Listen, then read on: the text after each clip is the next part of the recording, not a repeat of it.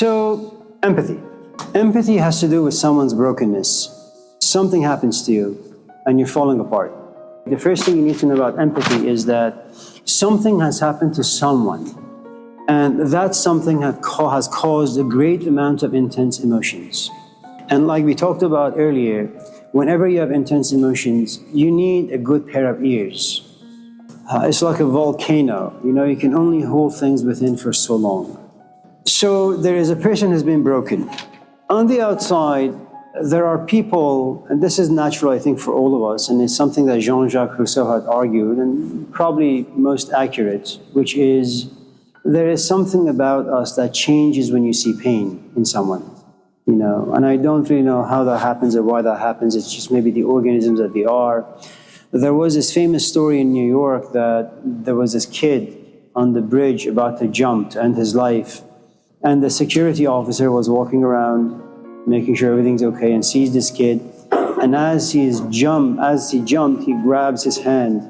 But the kid was a little heavy, and he was slipping, and the security guard was also slipping over the rail slightly.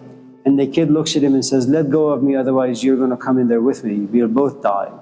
And he says, "Listen, I got 2 kids, and I got a wife. I don't want to die. Just come up." He says, "No, I want to end my life." And the guy says, "You go, I go. It's okay."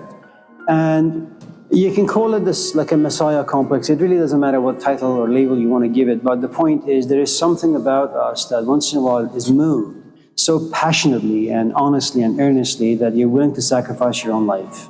That I'm like a 13-year-old kid in Iran, and there is this revolution, and I have no problem soldiers shooting at me. Why? Because I am empathetic towards what? The goals of justice and fairness and money for everyone. And women have rights. This is like 1979.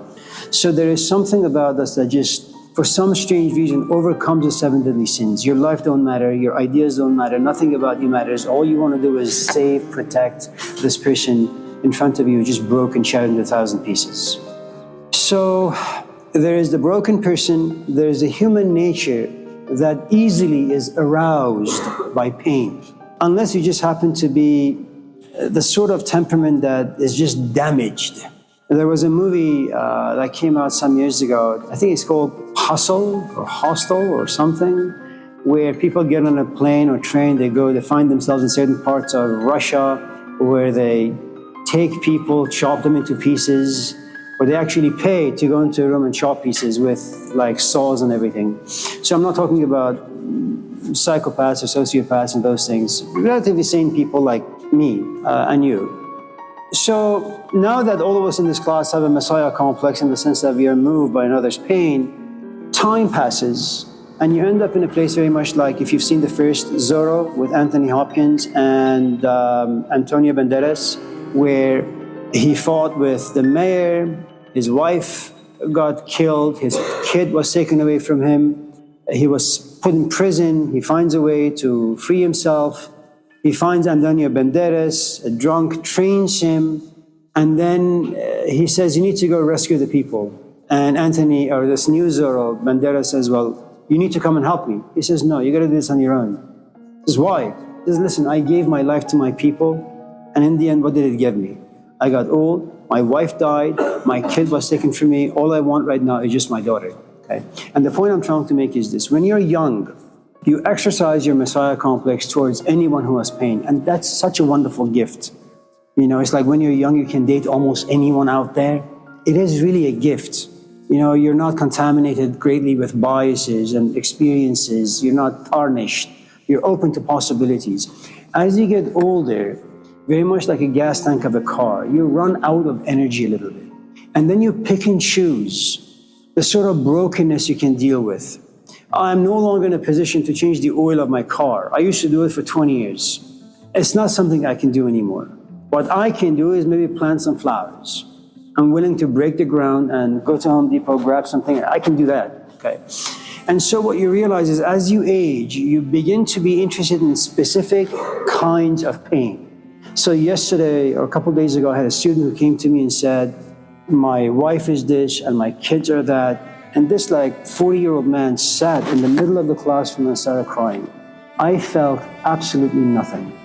Now, I wasn't crude and I wasn't disrespectful. But when he asked if he could come to my office so we can talk some more, I said no. Because it's not something I can fix. And it's not something I'm willing to spend my time on. It's not a brokenness that I created. And I can no longer have the energy to just have my ears, be bombarded with stories that I've heard over and over and over again. And another fact is, such episodes, they really need a good amount of time to heal themselves. A pep talk is not going to do anything. If you got issues, exercise patience and read some books and be observant, pay attention, be mindful. That's all you can do. And so the point I'm trying to make is, it's good to be empathetic, but as you age, you realize the nature of your empathy and how much you're willing to be a victim of it is going to change.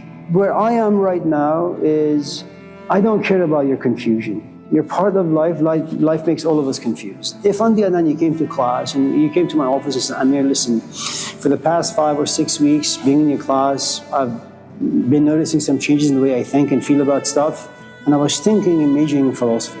For example, now still I'm not going to take you seriously. I'm not going to give you my time. I don't care about your excuses, and I don't really care if I fail you, and I don't really care if you have to spend another semester taking classes. Those are not my business. You brought this onto yourself, fix it. I'm not here as a righteous Messiah. I refuse to play the game. If on the other hand, I broke you, now I feel responsible. Now I am willing to help you. But even now as I'm getting older, I don't have the energy for that. So is it good to be empathetic in the sense that you're willing to put yourself in another person's shoes, to try to understand their history? It's great. It creates intimacy, it creates experiences you can learn from. But, age gives you power in the sense that you could kind of review your background, review your past, see what works, what doesn't work, what takes too much effort.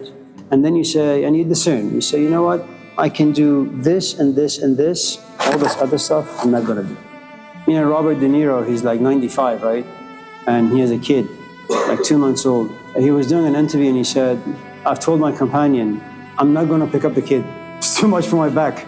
So even if the kid cries, I'm just going to look down and say, all right, stop it. I'm not going to bend over. I'm not going to pick you up. You better learn how to stop crying, man. It's a great wisdom to have, because without it, you're just going to waste a good amount of time. Does it suck that people are in pain? Yeah. Does it suck that people have to repeat a class? Yeah, it sucks.